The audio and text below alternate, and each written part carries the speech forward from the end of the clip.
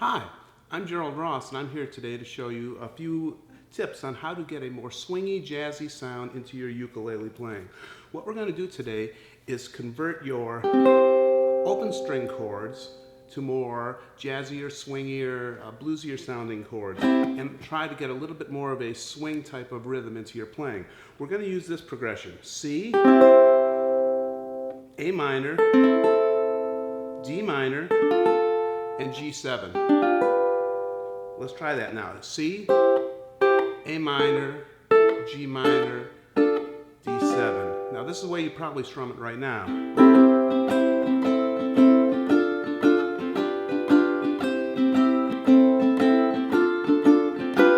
What we're going to do is try to make it sound like this.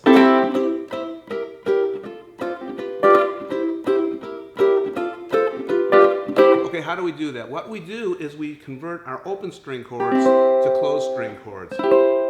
What is an open string chord? This is an open string chord, the first C chord you learned on the ukulele.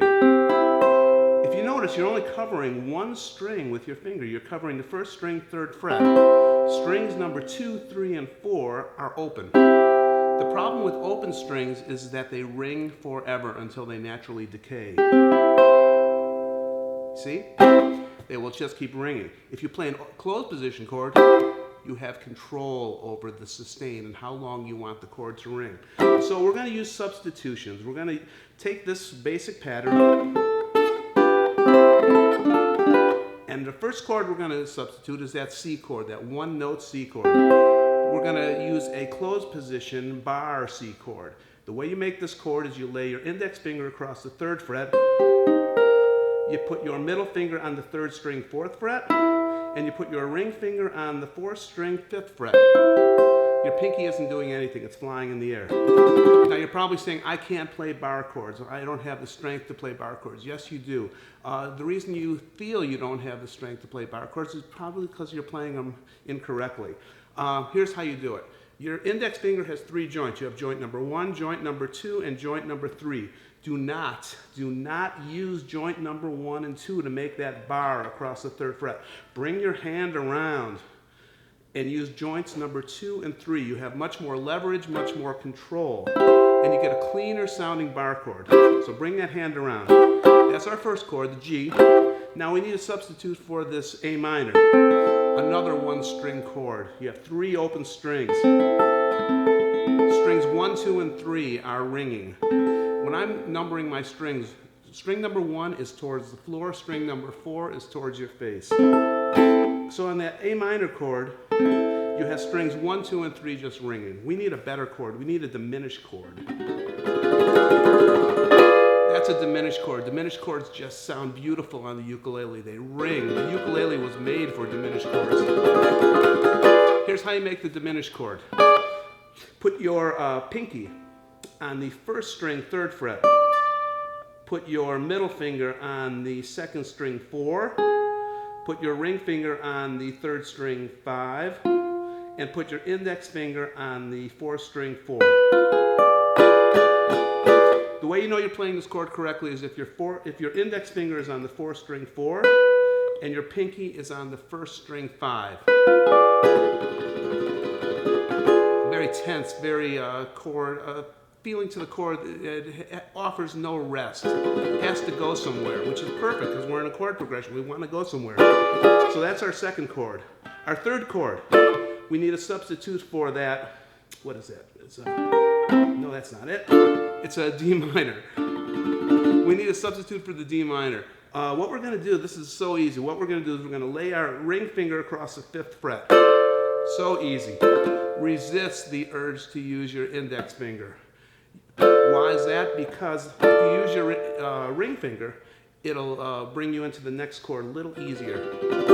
Okay, so that's our 3rd chord in progression, that D minor 6. And then we need a substitute for this G7 chord. Again, 3 strings are covered, but 1 is ringing, the 4th string. Okay, here's our substitute for the G7. Put your pinky on the 1st string, 5. Put your index finger on the 2nd string, 3rd.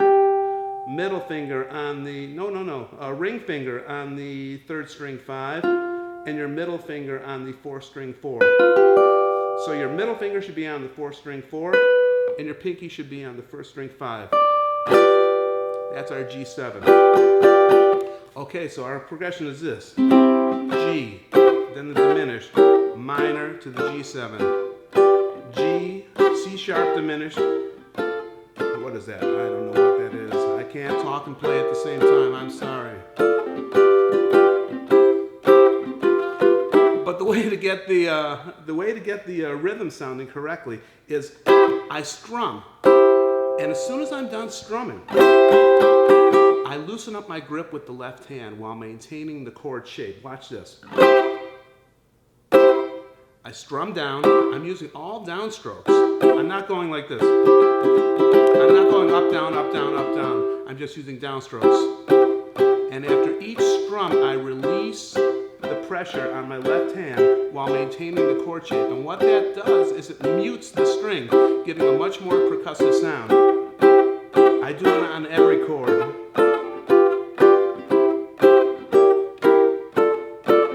So what we did today is we took this progression, which doesn't sound swingy at all, or jazzy, or bluesy,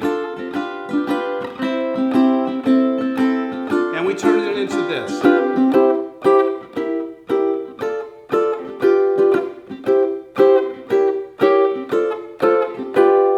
Okay, that's all for today. Next time I'm going to show you the bridge to this song. What song would you use this progression on? It's perfect for I Got Rhythm. It's made for I Got Rhythm. It's perfect for the theme from the Flintstones, the beginning of that. It's great for a lot of 1950s rock tunes, and just give it a try. It works nicely. Next time I'll show you the bridge. The bridge sounds like this.